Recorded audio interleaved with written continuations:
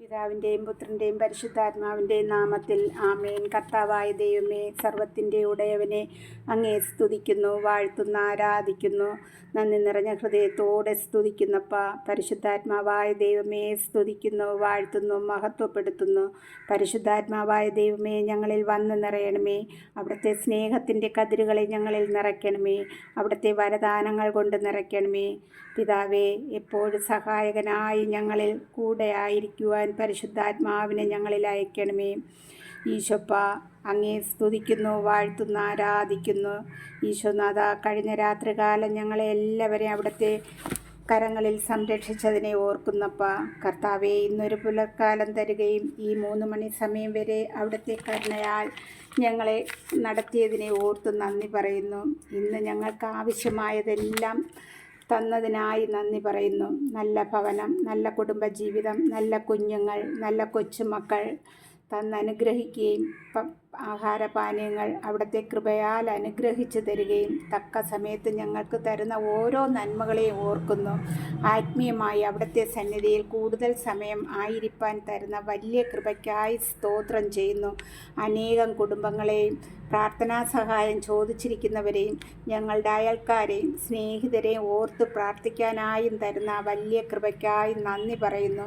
വീണ്ടും ഈ കരുണയുടെ സമയം അവിടുത്തെ സന്നിധിയിലായിരിക്കാൻ ദൈവം തന്ന വലിയ അനുഗ്രഹത്തിനായി സ്തുതിക്കുന്നു. എന്നെ കേൾക്കുന്ന പ്രിയ സഹോദരങ്ങളെ, ഇന്ന് ചൊവ്വാഴ്ചയാണ്. വചനം വായിച്ച് ധ്യാനിച്ചതിന് ശേഷം നമ്മുടെ കുഞ്ഞുങ്ങൾക്കായി പ്രാർത്ഥിക്കാം. ഏക മനസ്സോടെ എവിടെയായിരുന്നാലും ഈശോയെ വിളിച്ചപേക്ഷിക്കാം. വിളി കേൾക്കുന്ന നാഥൻ നമ്മുടെ പ്രാർത്ഥനകൾ കേൾക്കും. ഏക മനസ്സോടെ എവിടെ നമ്മൾ ഇരുന്ന് ഒരു വിഷയത്തിനായി പ്രാർത്ഥിച്ചാൽ അതിന് ഈശോ ഉത്തരം തരിക തന്നെ ചെയ്യും. ഇന്ന് പ്രാർത്ഥിച്ച് വചനമെടുത്തു. വിശുദ്ധ മത്തായി എഴുതിയ സുവിശേഷം 8-ാം അധ്യായം 1 മുതൽ 20 വരെയുള്ള വചനം വായിച്ചു. ഇതിൽ ഈശോ നൽകുന്നത് രോഗികൾക്ക് സൗഖ്യം നൽകുന്നതാണ് കൂടുതലും കാണാൻ കഴിയുക. എൻ്റെ ചിന്തയിൽ വന്നത് ഈശോ രോഗികളുടെ അടുത്ത് വരുന്നത് നല്ലൊരു വൈദ്യനായിട്ടാണ്. നാം രോഗം വരുമ്പോൾ ആശുപത്രിയിൽ കടന്നു പോകുന്നു, ഡോക്ടറെ കാണിക്കുന്നു, മരുന്ന് കുറിച്ച് തരും, നമ്മളത് കഴിക്കും, രോഗങ്ങൾക്ക് വിടുതൽ കിട്ടും ഒക്കെയാണ്. എന്നാൽ എൻ്റെ പ്രിയ സഹോദരങ്ങളെ, ഇവിടെ കുഷ്ഠരോഗിക്ക് സൗഖ്യം കൊടുക്കുന്നു. കുഷ്ഠരോഗി ഈ ഈശോയുടെ മുന്നിൽ തല കുമ്പിടുന്നു. എന്നിട്ട് പറയുന്നു, നിനക്ക് മനസ്സുണ്ടെങ്കിൽ എന്നെ ശുദ്ധനാക്കണം എന്ന്. ഈശോ ആ രോഗിയെ ഒന്ന് തൊടുകയാണ് ചെയ്യുന്നത്. ഉടനെ അവൻ സൗഖ്യം ഉള്ളവനായി മാറുന്നു. എന്നിട്ട് ഈശോ പറയുന്ന ഒരു വാക്ക്, നീ നിന്നെ തന്നെ പുരോഹിതന് കാണിച്ചു കൊടുക്കുക എന്നാണ്. അതുപോലെ തന്നെ ഒരു ശതാധിപൻ ഈശോയുടെ അടുക്കൽ വന്ന് യാചിക്കുന്നത് കാണാം. അവൻ്റെ ജോലിക്കാരന് വേണ്ടിയാണ്. എൻ്റെ ഭൃത്യൻ തളർവാദം പിടിപെട്ട് വീട്ടിൽ കിടക്കുന്നു, കഠിന വേദന അനുഭവിക്കുന്നു. യേശു പറയുന്നു, ഞാൻ വന്ന് സുഖപ്പെടുത്താം. ഉടനെ ആ ശതാധിപൻ പറയുന്നു, അങ്ങ് എൻ്റെ വീട്ടിൽ പ്രവേശിക്കുവാനുള്ള യോഗ്യത എനിക്കില്ല. അങ്ങൊരു വാക്ക് പറഞ്ഞാൽ മതി, എൻ്റെ ഭൃത്യൻ സുഖം പ്രാപിക്കും എന്നാണ്. ഇതിൽ പലരുടെയും വിശ്വാസം നമുക്ക് കാണാം. കുഷ്ഠരോഗിയുടെ വിശ്വാസം, ശതാധിപൻ്റെ വിശ്വാസം, ഇതെല്ലാം നമ്മൾ ഇതിൽ കാണുന്നുണ്ട്. എൻ്റെ പ്രിയ സഹോദരങ്ങളെ, നമ്മൾ അടിയുറച്ച വിശ്വാസത്തോടെ ഈ കരുണയുടെ സമയം രോഗികളായിരിക്കുന്ന കുഞ്ഞു മക്കളെ ഓർത്ത് നമുക്ക് ഏക മനസ്സോടെ ഇപ്പോൾ ഈശോപ്പച്ചൻ്റെ കരങ്ങളിൽ സമർപ്പിക്കാം. ഈ വചനഭാഗം വായിച്ചപ്പോൾ സൗഖ്യം കൊടുക്കുന്ന ഒരു യേശു, നല്ല വൈദ്യനായ ഒരു യേശുവിനെയാണ് നാം കാണുന്നത്. ഈ നല്ല വൈദ്യനും സൗഖ്യദായകനുമായ ഈശോയുടെ സന്നിധിയിൽ ഈ കരുണയുടെ സമയം നമ്മുടെയും ലോകത്തിലുള്ള എല്ലാ കുഞ്ഞുമക്കളെയും ഈശോയുടെ കരുണയ്ക്കായി സമർപ്പിച്ച് പ്രാർത്ഥിക്കാം. ഈശോപ്പ, എല്ലാ കുഞ്ഞുമക്കളെയും അവിടുത്തെ കരങ്ങളിൽ സമർപ്പിക്കുന്നു.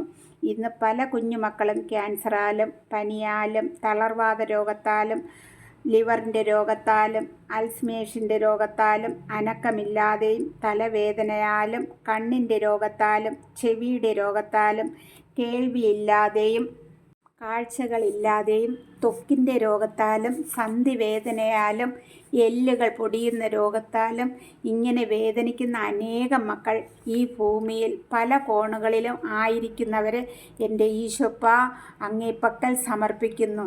ഈശോയെ, അവിടുത്തെ ഈ കരുണയുടെ സമയം ഈശോയുടെ കരുണ ഓരോ മക്കളിലും നിറയ്ക്കുമാറാകണമേ. മാതാപിതാക്കൾക്ക് കർത്താവേ സമാധാനവും ശാന്തിയും നൽകി അനുഗ്രഹിക്കണമേ. ഈശോയുടെ ഇഷ്ടം ഈ മക്കളിൽ നിറവേറ്റണം അപ്പ. എല്ലാ കുഞ്ഞുമക്കളെയും ഈശോയുടെ സ്നേഹത്തിലും കൃപയിലും വളരുവാനുള്ള കൃപകൾ നൽകി അനുഗ്രഹിക്കണം നാഥ. കർത്താവേ, ഈ സമയം ഞങ്ങളുടെ കുഞ്ഞുമക്കളെ എല്ലാവരെയും അവിടുത്തെ കരങ്ങളിൽ സമർപ്പിക്കുന്നു കർത്താവേ. അവരിലും പരിശുദ്ധാത്മാവ് കൊണ്ട് നിറച്ച് അവിടുത്തെ കൃപയാൽ വളർത്തി മാതാപിതാക്കൾക്ക് കർത്താവേ അനുഗ്രഹമുള്ള മക്കളായി വളരുവാനുള്ള കൃപകൾ നൽകി അനുഗ്രഹിക്കണമേ എന്ന് പ്രാർത്ഥിക്കുന്നു. ഈ വചനത്തിൽ 20-ാം വാക്കിൽ പറയുന്നു, കുറുനരികൾക്ക് മാളവും ആകാശപ്പറവകൾക്ക് കൂടുകളും ഉണ്ട്.